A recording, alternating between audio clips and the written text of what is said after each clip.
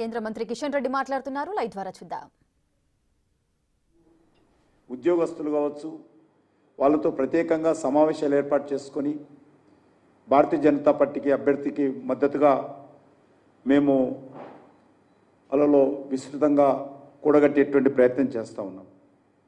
కానీ ఈరోజు ముఖ్యమంత్రి గారు అనుకోకుండా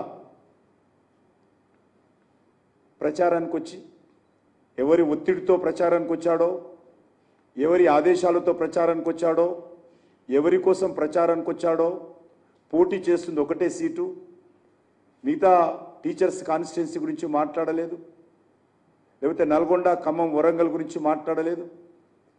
ఆ ఒక్క సీటు గురించి మాట్లాడుతూ బహిరంగ సభలు ఏర్పాటు చేశాడు. అంటే అసెంబ్లీ ఎలక్షన్స్లో ఏ రకంగానైతే బహిరంగ సభలు పెట్టి మాట్లాడతారో అదే పద్ధతిన ఈరోజు ముఖ్యమంత్రి గారు బహిరంగ సభలు ఏర్పాటు చేసుకున్నాడు. అయినా వాళ్ళ ఇష్టము, ఆయన మాట్లాడుకోవచ్చు. కానీ శాసనసభ ఎన్నికల్లో ఏ విధంగానైతే బురద జల్లేటువంటి ప్రయత్నం చేశాడో, ఎదురుదాడి చేసేటువంటి ప్రయత్నం చేశాడో, ఈరోజు రేవంత్ రెడ్డి ప్రసంగం కూడా అదే విధంగా ఉంది. ఇంకా ఆయన అనుకుంటున్నాడు నేను ప్రతిపక్షంలో ఉన్నాను అనే విధంగా ఈరోజు ముఖ్యమంత్రి గారి యొక్క సభ కొనసాగింది.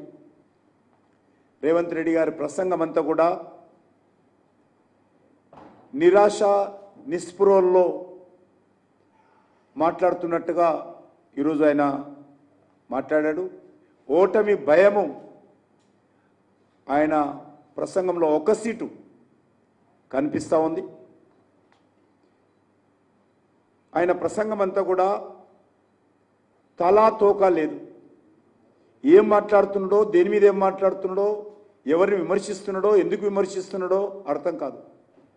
3 సీట్ల నేను 1 సీటు పోటీ చేసి భారతీయ జనతా పార్టీ బీఆర్ఎస్ ఒకటైందని మాట్లాడతాడు. మరి మిగతా 2 సీట్లలో మేము ఎవరితోటి కుమ్మకైనట్టు ఆ విషయం చెప్పడు. ఎలక్షన్స్కు ముందే రేవంత్ రెడ్డి ప్రసంగము మరి చేతులు ఎత్తేసినట్టుగా ఆయన కనిపిస్తూ ఉంది.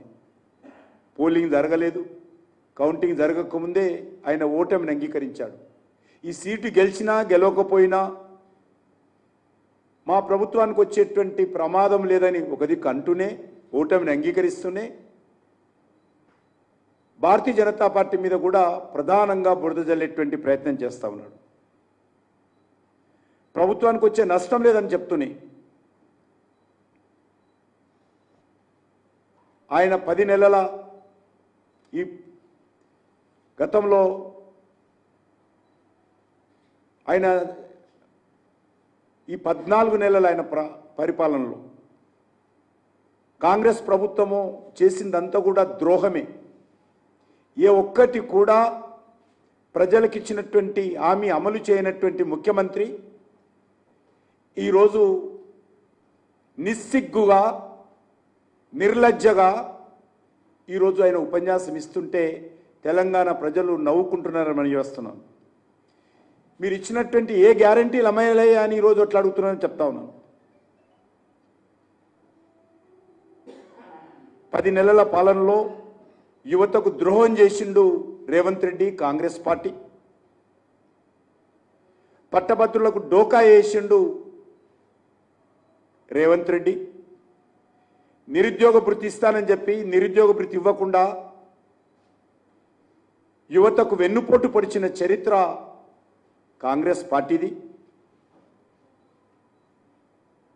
10 ఏళ్ల పాటు ఈ రాష్ట్రాన్ని బీఆర్ఎస్ పీడిస్తే సంవత్సరం పాటుగా 14 నెలలుగా కాంగ్రెస్ పార్టీ తెలంగాణను పీడిస్తున్నటువంటి పరిస్థితి ఉన్నది.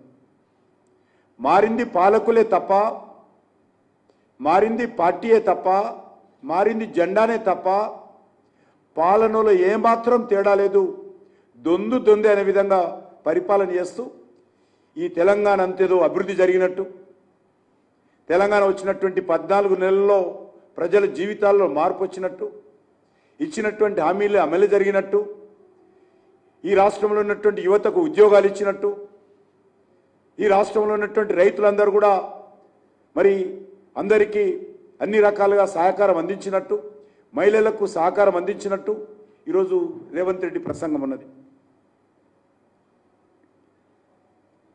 నేను ఒకటే మనవి చేస్తా ఉన్నాను. ఆయన చెప్పాడు ముస్లింలు బీసీలుగా చేరిస్తే తప్పేంటి అని. బరాబర్ తప్పేది. ఈ హైదరాబాద్ నగరంలో 150 మున్సిపల్ డివిజన్లుంటే అందులో 50% బీసీ రిజర్వ్ చేస్తే కార్పొరేషన్లో కార్పొరేటర్లు, అందులో 30% పైన అంటే 30 సీట్లకు 50 సీట్లలో 30 సీట్లకు పైగా మజ్లిస్ పార్టీ అభ్యర్థులే గెలిచినటువంటి పరిస్థితి హైదరాబాద్లో ఉంది. ఈ ప్రమాదాన్ని మేము హెచ్చరిస్తున్నాం. గతంలో కూడా బీసీడీలో కొంతమంది ముస్లింలు కులపరంగా వెనుకబడినటువంటి వాళ్ళు ఉన్నారు. కానీ ఈరోజు రేవంత్ రెడ్డి మొత్తం ముస్లింలు ఉన్నటువంటి 99% మందిని బీసీలుగా తీసుకొచ్చి బీసీలలో కలిపి బీసీలకు అన్యాయం చేస్తుంటే తప్పకుండా ప్రశ్నించాల్సినటువంటి బాధ్యత అన్ని రాజకీయ పార్టీలు ఉంది. కాబట్టి మేము మాట్లాడుతూ ఉన్నాం. మీరు బుజ్జగింపు రాజకీయాలకు అలవాటు పడ్డారు కాబట్టి, ఓటు బ్యాంకు రాజకీయాలకు అలవాటు పడ్డారు కాబట్టి, ఆ రాజకీయాలను మీరు ప్రోత్సహిస్తారు కాబట్టి మీరు మరి ఈ యొక్క మతపరమైన రిజర్వేషన్స్ మేము వ్యతిరేకిస్తున్నాము. బీసీల రిజర్వేషన్స్ మేము ఎప్పుడూ వ్యతిరేకించలేదు.